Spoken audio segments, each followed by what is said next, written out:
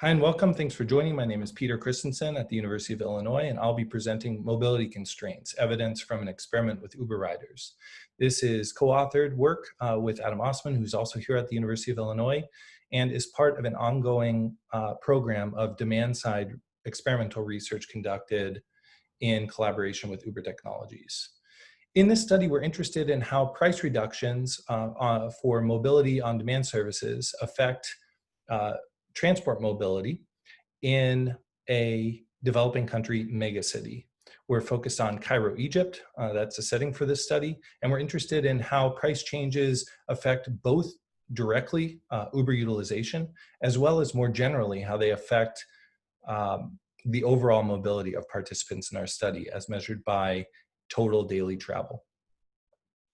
We're interested in heterogeneity in impacts based on individual characteristics, in particular gender, as Cairo has recently been ranked the most dangerous megacity in the world for women, and how demographic characteristics interact with perceptions of safety and harassment risk on public modes of transit that participants may be substituting away from.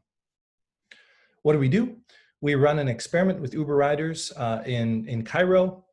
In order to be eligible for this experiment, you must have utilized an Uber service in the past 3 months. If so, you are sent an in-app message inviting you to join a study on mobility patterns.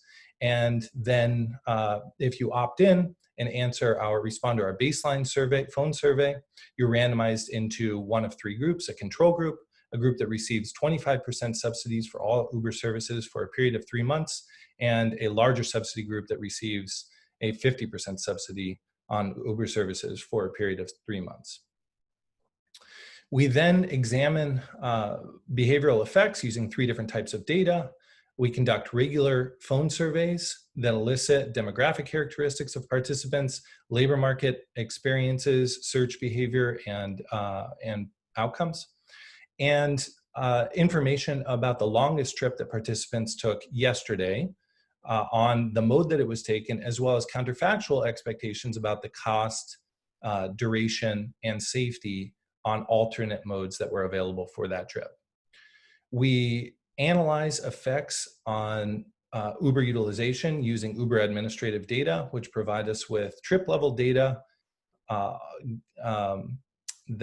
where we observe the duration, distance, fare, beginning, end time, and approximate beginning and end location of all trips taken by participants in our study. And we ask participants at baseline to turn on their Google Maps timeline feature of their Google Maps application so that the app will record the daily distance and time traveled by motorized and non-motorized modes, as illustrated here on the right-hand side of the screen. In terms of effects, in column 1 here, we see that a 25% reduction in the cost of Uber services leads to an 86% increase in the weekly kilometers traveled on Uber. A 50% reduction in the cost of Uber services results in a 145% increase in weekly kilometers traveled on Uber, which imply very large elasticities, much larger than have been found in other settings and studies, particularly in the US. We find that these effects, both when measured in terms of weekly kilometers as well as weekly trips, are significantly larger for women than men, and are larger for those who are riding bus at baseline.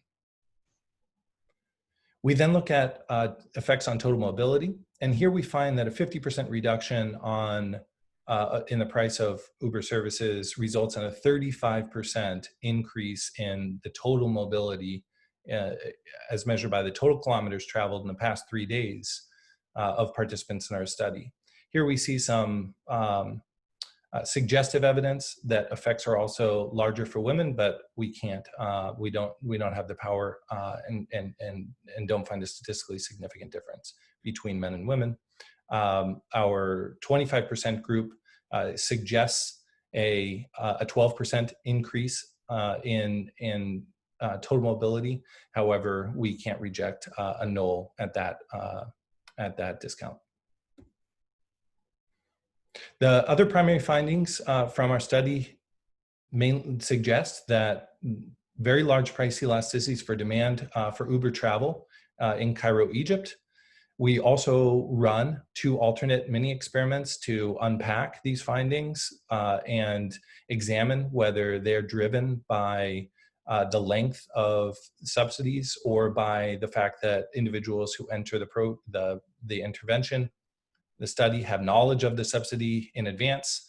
And both of those mini experiments conducted on separate samples suggest that our estimates are not dependent on the length of subsidy or on knowledge of subsidy beforehand.